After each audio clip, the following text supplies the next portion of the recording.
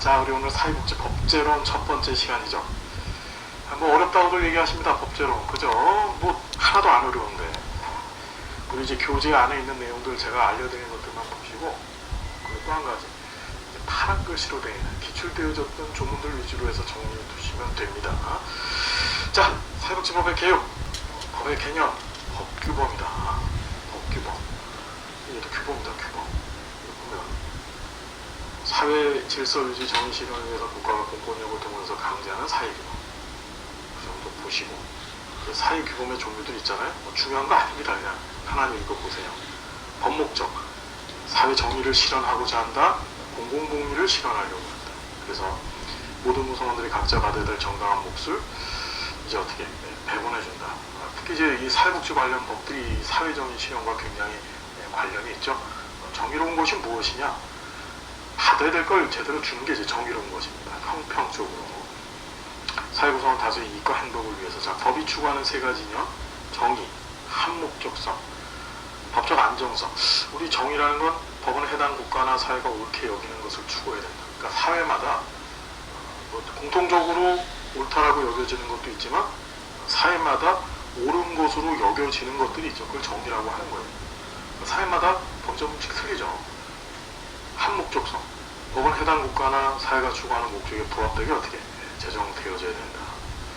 민주주의과의 법은 국민 개개인의 자유와 권리를 보장하는 것을 목적으로 한다. 법적 안정성. 법은 사회 질서를 유지하는 기능을 수행하므로 잦은 변동은 사회 구성원들에게 혼란을 주니까 안정적으로 운영돼야 된다. 자꾸 바꾸면 안 된다 이런 소리야. 보면은 결국 법적 안정성이란 사회 구성원들이 법에 의해서 안심하게 생활할 수 있어야 함을 의미한다. 예를 들어 필요한 법이 시행되지 않아서 사회 질서가 어지럽게 되거나 입법자들이 법을 함부로 개폐, 그러니까 고치는 거죠. 고치거나 또는 폐지한다든지 또는 법이 명확하지 않다든지 하게 된다면 사회 구성원들은 법에 의해서 안심하고 생활할 수 없게 된다. 정의가 있어야 되고 한목적적이어야 되고 법적 안정성을 갖춰야 된다. 시험에 나올 가능성은 거의 없지만 보시고. 자, 법 분류. 자연법하고 실정법이 있어요. 자연법이라는 건 자연의 법칙을 얘기하는 거죠. 물은 높은 데서 낮은 데로 중력에 의해서 물은 높은 데서 낮은 데로 흘러가죠. 그럼 뭐 인간이 만들어 놓은 법이 아니고. 자, 실정법이 이제 사람이 만든 법이죠. 이 실정법을 다시 이제 국내법, 국제법으로 구분합니다. 국내법은 이제 국내에서만 통용되어지는 법이고, 국제법은 이제 국가 간의 관계에서 통용되어질 수 있는 법을 얘기하는 거죠. 국제사회에서. 다시 국내법은 공법, 사회법, 사법이 있다.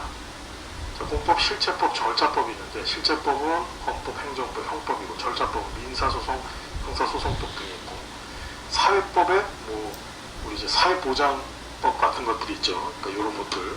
그래서 보시고 사법에 이제 뭐 이런 것이 있다. 국제법은 뭐 이런 것들 보시고. 자, 법의 형성 과정에 따라 이제 이 표를 갖다가 우리가 이제 쭉 지금 나열해서 공부해 보는 거예요. 법의 형성 과정에 따른 자연법, 자연적 질서의 바탕을 둬 형성된 법, 상황과 시대를 초월해서 절대적인 법이다. 실정법의 정당성 판단 기준으로서의 역할을 수행한다. 그러니까 자연법은 자연의 법칙 질서입니다. 뭐 우리하고 상관없는 거고, 우리 지금 사회복지 법제론에서 우리 실정법이죠. 실정법. 그래서 경험적 역사적 사실에 근거해서 법적 타당성과 사회적 적합성을 기준으로 형성된 법. 상황과 시대에 따라서 이제 그 실정법은 달라집니다. 법 체계가 달라진다는 얘기죠. 사회복지 관련법도 이제 실정법에 해당하는 거예요. 법의 제정 주체와 효력이 미치는 범위에 따라서 국내법, 국제법. 국내법은 한 국가의 주권이 미치는 범위 내에서만 효력을 갖는 거. 그러니까 우리나라에서만 효력을 갖는 게 국내법이고, 국제법은 다수의 국가들 사이에도 효력을 가지는 법. 국가 상호 간에 어떻게 관계 또는 국제조직을 규율하는 법이 있고, 법이 규율하는 생활관계의 실체에 따른 법이 공법, 국가의 조직과 기능, 공익 적용을 규율하는 법이다. 이 강행법이라는 건 강제로 적용하는 법인데, 헌법, 행정법, 형법, 형사소송법, 민사소송법 이런 게 이제 공법이에요. 그러니까 이 법을 어기게 되면 국가 공권력에 의해서 어떻게 강제 처벌을 당하죠. 그게 공법입니다. 그래서 강제로 처벌을 당하고 불이익한 처분을 당하게 됩니다. 자, 사회법은 자, 수정시민법, 자본주의의 모순을 해결하기 위해서 등장한 법이 이제 사회법이다. 이것도 강행법이에요. 그래서 사법의 공적인 요소가 개입돼서 사법과 공법의 성격을 동시에 지닌다. 자, 이 사회복지 관련법을 이제 사회법이라고 얘기하는 게 사회법. 그렇죠? 꼭 기억해 두시고. 그 다음에 사법은 개인 간의 상호관계를 규율하는 것. 이건 임의법이야. 해도 되고 안 해도 되는 거죠. 입법. 이건 상법인데, 이 사법하고 공법은 공권력에 의해서 강제로 규정되는 거니까 안 지키면 처벌을 받는데, 율법은 임의적인 거예요. 개인과 개인 간의 관계를 규정되는 겁니다. 대표적인 게 채권 같은 거죠. 내가 남한테 돈을 빌려줬는데 상대방이 돈을 안 갚았어. 그러면 내가 상대방을 대상으로 해서 그 채권에 대한 반환 소송을 하지 않는 이상은 어떻게 돼요? 그냥 나 안 갚, 아니 너 갚지 마라. 아니, 나 그냥 너 주고 끝낼게. 그냥 먹고 떨어져. 이렇게 볼 수도 있는 거죠. 그게 이제 사법이에요. 자, 우리는 뭐다? 사회법이라는 것만 기억하면 돼요. 사회복지 관련법이 사회법이라는 거. 규율하는 내용에 따른 법이 실체법, 절차법. 실체법, 법적 권리와 의무 자체의 내용에 대해서 규정한 법. 절차법은 실체법에 의해서 규정된 권리 의무를 실현하기 위해서 그 절차를 규정해 놓은 법. 그래서 민사소송이나 형사소송법 같은 것도 여기에 해당돼요. 중요한 거 아니고요. 우리나라 법령 및 법조문의 체계 및 서식에 관한 얘기 지금부터 봅니다. 이 시험에 나올 건 아닌데 이제 앞으로 뒤에서 우리가 법을 열심히 읽을 겁니다. 읽는 걸 제대로 하기 위해서 이거 공부하는 거예요. 법령의 체계 그냥 보시고 법조문 서식 체계. 자, 법은 조, 항, 호, 목. 다시 뭐라고? 조, 항, 호, 목으로 구성되어 있어. 그 조 안에 항이 들어있고 항 안에 이제 호가 들어있고 호 안에 목이 있는 거야. 그래서 1조, 2조, 3조 이렇게 써 있는 거. 그다음에 동그라미 안에 숫자 써 있는 걸 항이라 그래요. 그다음에 그냥 숫자만 써 있는 걸 호라고 하고 가나다라 이렇게 써 있는 거를 목이라고 하는 거예요. 이건 좀 기억해 두세요. 예를 들어서 우리 사회보장 기본법에 나와 있는 제 16조에 있는 내용인데 이걸 읽으면은 예를 들어 이제 네 번째 걸 읽잖아요. 그럼 우리가 이렇게 읽는 거예요. 사회보장 기본법 제 16조 제 2항 제 4부 이렇게. 자, 무슨 말씀인지 아시겠죠? 자, 법원입니다. 법원. 얘는 중요하죠. 법의 존재 형식. 법이 존재하고 있는 꼴입니다. 꼴. 형태. 자, 법원의 종류가 크게 성문법과 불문법으로 구성되어 있는데 성문법은 그러니까 이룰 성자에다가 그걸 문자죠. 문서로 이루어져 있는 법이다 이런 뜻이에요. 그래서 권한 있는 국가기관에 의해서 일정한 절차와 형식을 거쳐서 동그라미 문서로 제정되어 있는 법. 자, 이 성문법의 종류가 뭐가 있냐면 국내법이 있고 그다음 이제 국제법이 있어요. 국내법이라는 것은 아까 전에 말씀드렸죠. 우리나라 주권이 펼쳐지는 대한민국 영토 내에서만 적용되어지는 법이야. 그래서 이 국내법 안에 성문법 꼭 기억해야 돼. 맨 위에 헌법, 그 다음에 법률, 명령, 조례, 규칙입니다. 자, 5가지. 헌법, 법률, 명령, 조례, 규칙. 그 중에서 이 조례와 규칙을 우리 묶어서 뭐라고 한다? 이걸 자치법규. 뭐라고 했다고 여러분? 자치법규. 지방자치단체라고 하는 곳 안에서만 적용되어지기 때문에 자치법규라고 얘기를 해요. 그 다음 이제 국제법 안에 이제 이게 효력 범위가 국가 간의 관계 또는 국가와 국가 간의 관계 또는 국제기구와 국가 간의 관계를 규율하는 법이 국제법이라고 했죠. 여기 안에 이제 국가 간의 조약, 즉 국제 조약이 있고 국제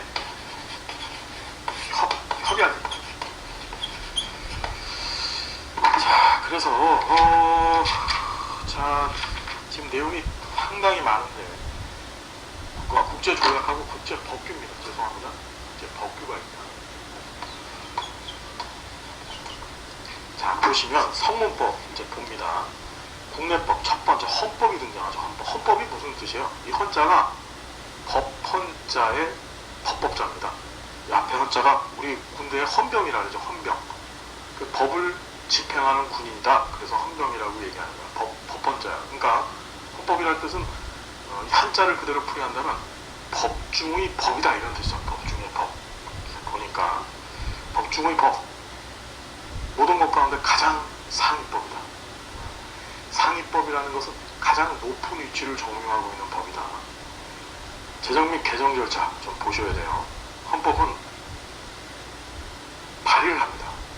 국회 제적의원수 과반수 또는 대통령이 발의권을 갖고 있어요. 우리 문재인 대통령이 대통령 되고 나서 헌법을 개정하고 싶었죠. 그래서 어떻게 했냐면은 자기가 발의를 하려고 했었어요. 대통령도 발의권을 갖고 있어요. 무슨 말인지 알겠죠? 그런데 그거를 이제 못하게 막았죠. 그러니까 발의는 했었어. 근데 이제 국회 의결을 못 거치는 거야. 발의는 했었었는데 대통령이. 국회의원도 발의권을 갖고 있는데 국회의원 제적의원의 과반수. 우리나라 국회의원 제적의원 수가 현재 300명이에요. 그러니까 300명 중에 과반수니까 150명 이상이 어떻게 돼? 이제 헌법 개정에 대한 발의를 해야 됩니다. 대통령이 할 수도 있고 국회의원의 과반수도 할 수 있다는 거 꼭 기억하세요. 공고. 대통령이 이 개정에 대한 발의가 일어나면 20일 동안 그 개정안을 공고합니다. 그래서 전 국민이 알게 이제 대자보처럼 다 붙이고 다니죠. 다 붙여요. 붙이고서 이렇게 헌법을 개정할 겁니다. 라고 20일 동안 국민들한테 보여주는 거예요. 그리고 국회 의결을 거쳐요.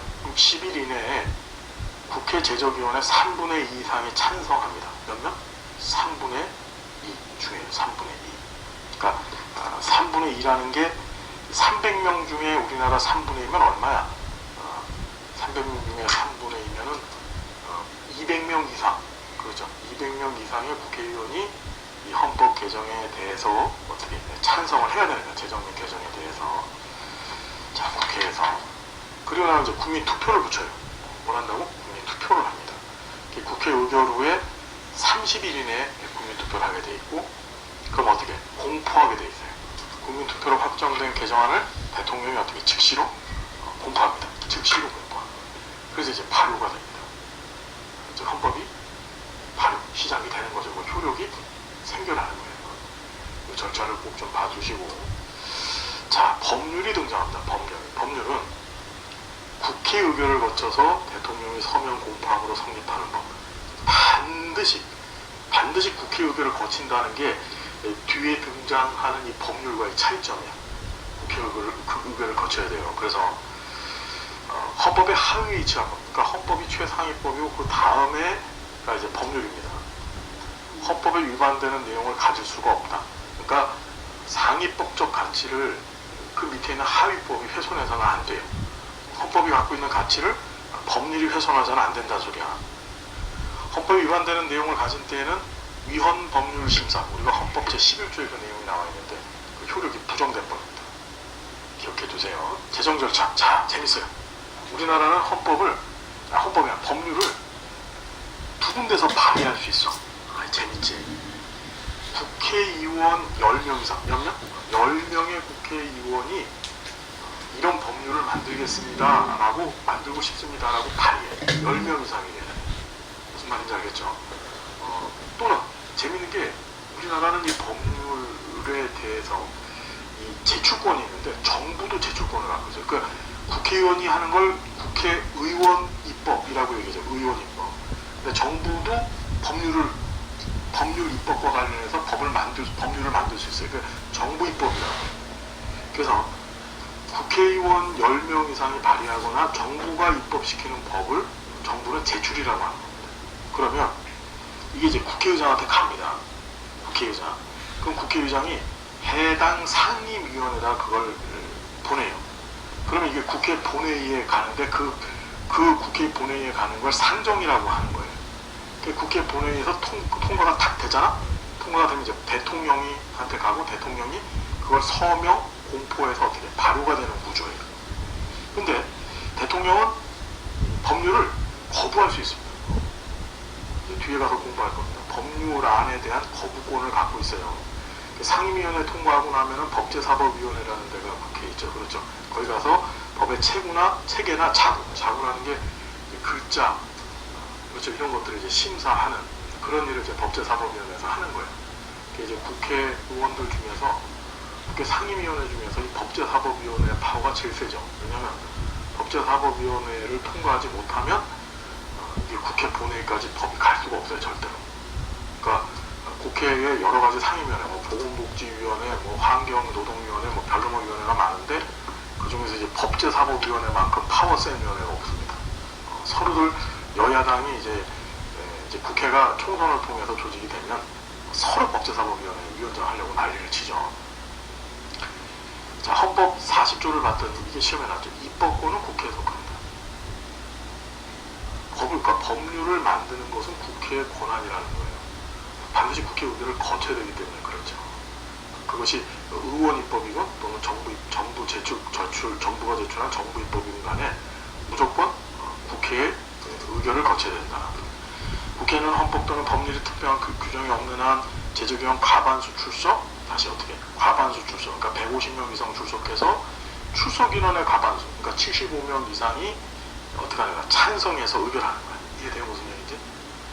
그러니까 법률안이 국회를 통과하기 위해서는, 국회에서 의결을 받기 위해서는 전체 제적, 즉 우리나라 지금 300명 국회의원 중에서 150명이 국회 의사당에 모여야 되고, 그렇죠? 그 본회의장이라고 하죠. 거기에 모여야 되고, 그 중에 다시 과반수 이상, 즉 75명 이상이 거기를 똥똥똥 두들겨서 오케이 해줘야만, 찬성해줘야만 그게 어떻게 이제 입법이 될 수 있는 거예요.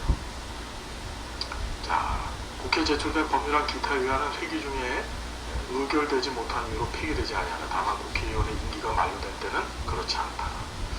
자, 재밌어요. 우리나라만 이래. 영국 같은 나라는 의원 입법만 있거든요.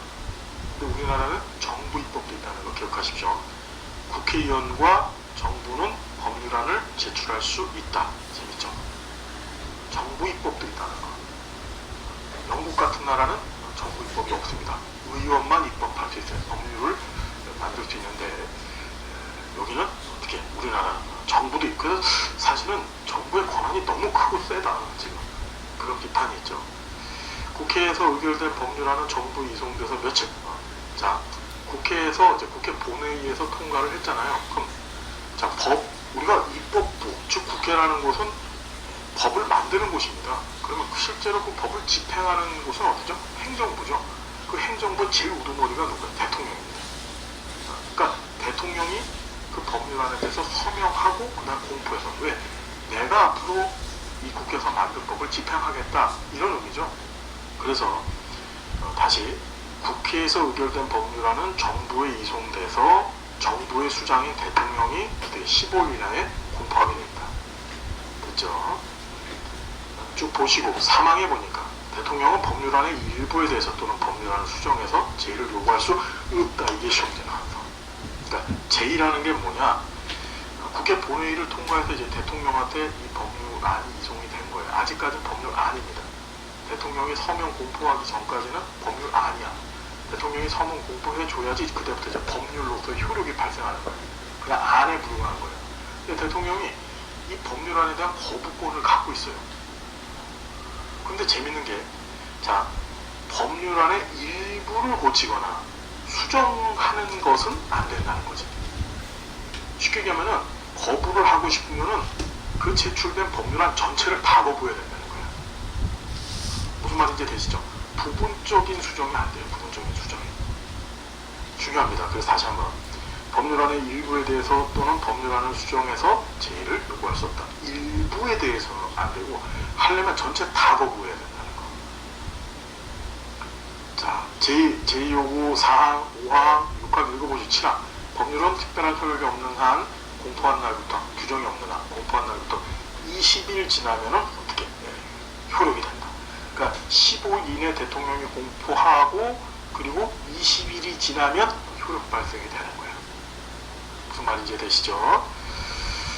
자, 헌법 75조, 76조, 95조에 근거해서 국회 의결을 거치지 않고 행정기관에 의해서 제정되는 법. 자, 이게 명령이다. 명령. 세 번째, 명령. 그러니까 명령도 헌법에서 규정하고 있는데 얘는 국회 의결을 거치지 않는다는 게 중요한 거예요. 법률은 국회 의결을 반드시 거쳐야 돼. 자, 그래서 행정기관, 즉 정부에 의해서 제정되는 법이 명령이다. 대통령은 법률에서 구체적으로 범위를 정하여 위임받은 사항과 법률을 집행하기 위해서 필요한 사항에 관해서 대통령령을 발할 수 있다. 자, 그게 대통령령이야. 대통령령. 그렇죠? 그러니까 대통령령이 있는데, 대통령령은 법률을 집행하기 위해서, 그러니까 위임받은 사람하고 법률을 집행하기 위해서 대통령령을 하는 거야. 자, 그 관련 내용 우리 뒤에서 공부할 겁니다. 헌법 76조를 보니까 긴급명령권이 등장을 합니다. 이게 이제 박근혜 정부 때 이걸 이제 사용을 하려고 했었다가 이제 큰 문제가 돼서 이제 문재인 정부도 지금 난리를 치르고 있는 거죠. 이게 76조를 보면 대통령은 외우 외환 천재 지변 중 중대한 재정 경제상의 위기에 있어서 국가의 안전보장 또는 공공의 안녕 질서를 유지하기 위해서 긴급한 조치가 필요하고 국회의 집회를 기다릴 여유가 없을 때에 한해서 최소한으로 필요한 재정 경제상의 처분을 하거나 이에 관해서 법률의 효력을 가지는 명령을 할 수 있다.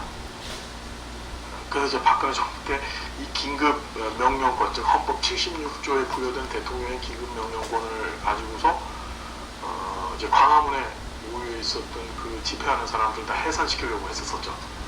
그렇죠. 공수부대를 파견해갖고 해산시키려고 했었어요. 근데 이제 과연 그것이 긴급한 조치가 필요하다고 여길 수 있는 사건이냐? 그렇지가 않다라는 거죠.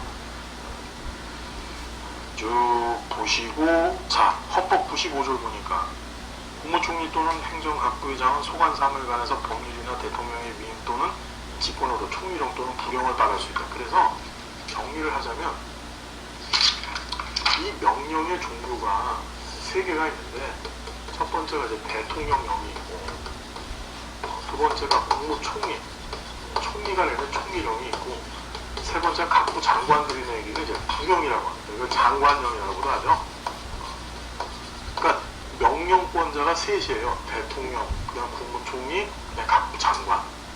이 대통령령을 우리 이제 시행령이라고 하는 거야. 이거 뒤에 가서 공부할 겁니다. 이 명령은 법률의 하위 유치함으로써 법률이나 상위 명령에 위반되는 명령은 인정되지 않는다. 그러니까 얘는 얘에 위반돼서도 안 되고, 그러니까 명령 내에서도 얘가 상위, 얘가 가장 상위, 그 다음에, 그러니까 부령이 총리령에 위반되거나 총리령이 대통령령에 위반되면 안 된다는 얘기예요. 구분이 위임명령, 집행명령. 뭐가 있다고? 위임명령, 집행명령. 형태는 대통령령, 총리령, 부령. 지금 얘기했죠. 자, 실정법에서는 이거를 시행령, 시행규칙 등으로 표현을 해요. 무슨 소리냐? 시행령은 이 대통령령을 시행령이라고 얘기합니다. 그래서 목적, 자 보시면 법률에 위임된 사항과 그 시행에 관해서 필요한 사항을 정한다. 그 헌법 75조에 나와 있는 내용이죠. 그 대통령을 시행령이라고 하고, 시행규칙은 국무총리령이나 부령, 그러니까 얘를 시행령이라고 하고 총리령하고 부령을 묶어서 이걸 시행 규칙이라고 하는 거예요. 국무총리 시행규칙, 그렇죠? 그 다음에 부령, 그러니까 보건복지부 장관 시행령, 이런 식으로 법률 및 도법 시행령에서 위임된 사항과 그 사항에 관해서 필요한 사항을 정한다. 자, 명령 다시 봅니다. 이제 시행령하고 시행규칙을 세부적으로 지금부터 보는 거야. 이게 시험에 잘 나와. 자, 시행령. 이건 대통령령이라 그랬죠. 대통령이 공포하는 거야. 헌법 75조에 근거해서 대통령이 내리는 명령인데, 이 종류가 법규명령, 행정명령으로 되어 있다. 다시 뭐하고 뭐? 법규명령, 행정명령. 자, 법규명령은 국민의 권리 의무에 관한 관계를 정하는 법령, 헌법이나 법률의 규정이 있을 때만 효력받는. 그러니까 헌법이나 법률에서 이 법규명령과 관련된 규정이 없으면은 어떻게 돼? 대통령이 임의적으로 법규명령을 내릴 수가 없어. 다시 이 법규명령 안에는 위임명령과 집행명령이 있는데, 위임명령은 법률의 위임에 의한 법규명령, 형식은 법률에서 우리 이제 법률 뭐뭐는 대통령령으로 정한다, 이런 꼴이 있죠. 그게 이제 위임명령이야. 그러니까 법률의 위임을 받은 거야. 그다음 집행명령은 법률의 위임이 없는 경우에 대통령이 바라는 법규명령. 그러니까 법률상에 뭐뭐는 대통령령으로 한다, 이런 위임이 없어. 그랬었을 경우에 대통령이 임의적으로 내리는 명령이 집행명령인데, 국민의 권리 의무와 관련된 새로운 법규 사항을 규율할 수는 없다. 자, 권리나 의무와 관련된 새로운 법률 사항, 그러니까 법률에 위배되는 법률의 권한을 넘어서는 것들은 정할 수가 없다는 얘기예요. 자, 다시 법규명령안에 위임명령하고 집행명령이 있다는 걸 기억해야 돼요. 그리고 행정명령이 있는데 이거는 행정부 내부만을 규율하는 명령, 즉 공무원만. 자, 보세요. 법규명령하고 행정명령의 차이점은 뭐냐면 법규명령은 국민 전체한테 대통령령의 효력이 미치는 거야. 그런데 이 행정명령이라는 것은 대통령은 정부의 수장이죠. 행정부의 수장입니다. 그러니까 이 정부의 관료, 그러니까 공무원들을 상대로 해서 공무원들한테만 적용되어지는 명을 행정명령이라고 하는 거예요. 뭐 말인지 알겠죠? 그래서 직권의 범위 내에서 당연히 발할 수 있다. 왜? 공무원의 수장이니까. 행정명령입니다. 얼마 전에 그 청와대 그 비서관 하나가 술 먹고서 막 음주운전을 했죠. 그랬더니 대통령이 어떻게 됐어? 면직명령을 내려버렸어요. 그것도 대표적인 행정명령입니다. 공무원들의 인사나 처우에 관한 부분은 대통령이 어떻게 임의적으로 낼 수가 있죠. 왜? 거기에 제일 우두머리니까. 그래서 그걸 행정명령 또는 행정규칙이라고 하더라. 자, 시행규칙은 두 가지가 있다 그랬어. 뭐야? 국무총리령하고 그 다음에 부령이 있다 그랬죠. 국무총리령. 국무총리가 소관 사무에 관해서 법률이나 대통령령의 위임 또는 직권으로 발하는 명령. 종류가, 자, 대통령령은 법규명령하고 행정명령으로 되어 있다 그랬는데 얘는 위임명령, 집행명령이야.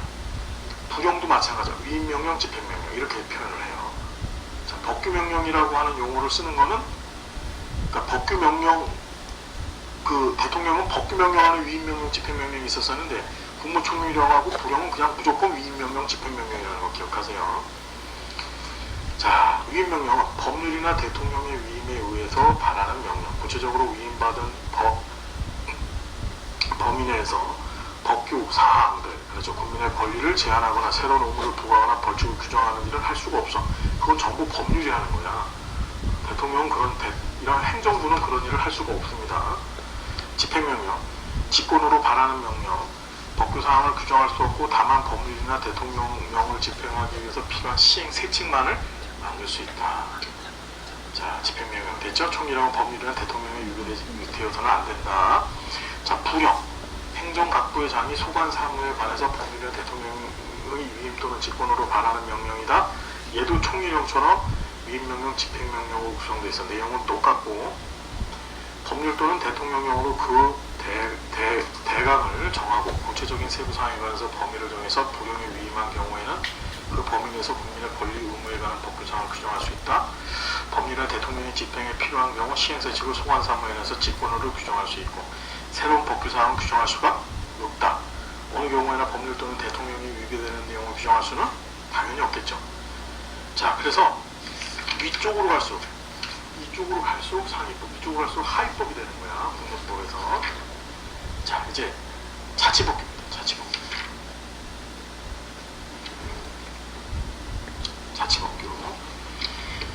자, 자치법규를 보시면 자치법규 안에 이제 조례와 규칙이 있죠. 자치법규 안에 뭐가 있다고요? 조례와 규칙이 있다.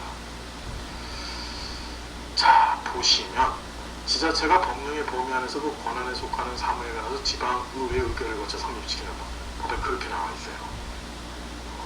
이 자치법규 조례와 규칙은 지자체가 법령의 위임을 받아도 됩니다. 법령이라는 건 법률과 명령을 뜻하는 거야.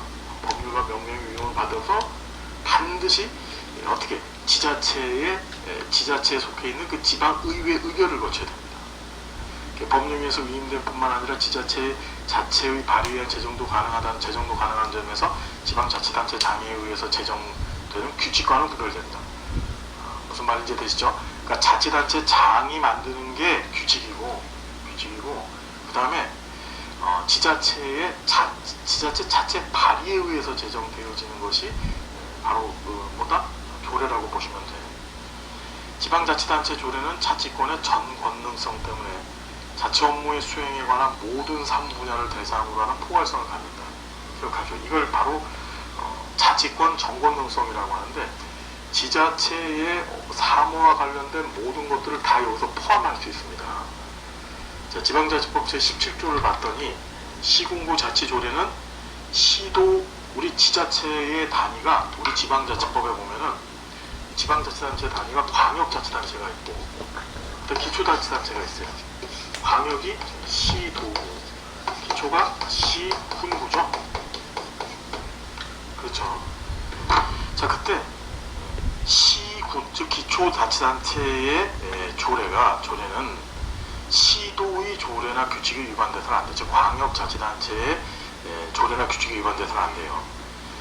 지자체는 법령 범위 안에서 그 사무에 관해서 조례 제정할 수 있다. 그죠? 다만 이거 시험에 정말 잘 나와요. 주민의 권리 제한 또는 의무 부과에 관한 사항이나 벌칙을 정할 때는 반드시 법률 위반이 있어야 돼요. 그러니까 주민한테 불리한 것, 주민도 국민이죠. 주민한테 불리한 것들을 지방자치단체가 할 때는 반드시 법률, 여기서 위임을 줘야만 할 수 있는 겁니다. 지자체장이 자체적으로 주민의 권리를 제한하거나 의무를 부과하거나 또는 벌을 내리는 일을 할 수가 없다는 거죠. 자, 지방자치법 제15조를 보니까 조례 제정과 개폐 청구 얘기가 나와 있는데 이것도 좀 보셔야 되는데 19세 이상, 우리나라는 민법에서 19세 미만을 미성년으로 보고 있죠. 미성년자. 그래서 법 행위 능력에 있어서의 무능력자를 보고 있어. 19세 미만을. 그러니까 19세 이상부터가 이제 법 행위 능력에 있어서의 성년자가 되는 겁니다. 미성년이 아니고. 주민으로서 단 각과 어느 하나에 해당하는 사람은 시도와 인구 50만 이상 대도시에서 19세 이상 주민 총수의 100분의 1 이상, 70분의 1 이하, 시군구 자치에서는 19세 이상 주민 총수의 50분의 1 이상, 20분의 1 이하의 범위에서 지자체의 조례를 정하는 19세 이상의 주민수 이상의 연판 얘기하는 거죠. 연판장. 해당 지자체장에게 조례를 제정하거나 개폐하거나 폐지할 것을 청구할 수 있다. 이게 뭐냐면 조례 재개폐 청구서라고 하죠. 청구권. 이런 조례를 만들어주세요. 지금 이 조례는 나쁘니까 고쳐주세요.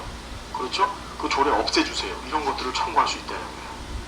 읽어보시고 나머지 보십시오. 규칙은 자, 지방자치법 제23조에서 지자체장은 법령이나 조례가 위임한 범위 내에서 권한에 속하는 사무에 관해서 뭘 규칙 정할 수 있다. 이건 자치단체장이 만드는 거예요. 규칙은 누가 만드냐? 시도지사가 만들 수 있고 시군구청장이 만들 수도 있는 거예요. 여기도 위임규칙, 직권규칙이 있는데 위임규칙은 법령 또는 조례 위임에 의해서 발하는 거, 직권규칙은 직권에서 발하는 거. 그래서 자, 보시면은 그 24조를 보니까 시군구 및 자치구의 조례나 규칙은 시도의 조례나 규칙을 위반해서는 안 된다고 돼 있죠. 자, 국제법 안에는 얘도 국제조약하고 국제법규가 있다 그랬었어요. 국제법 주체 간의 국제법률 관계를 설정하기 위한 국가와 국가의 명시적 합의, 그러니까 문서로 합의, 그래서 성문법에 해당하는 거예요. 우리나라 헌법 제6조를 보니까 헌법에 의해서 체결 공포된 조약과 국가 간의 조약입니다.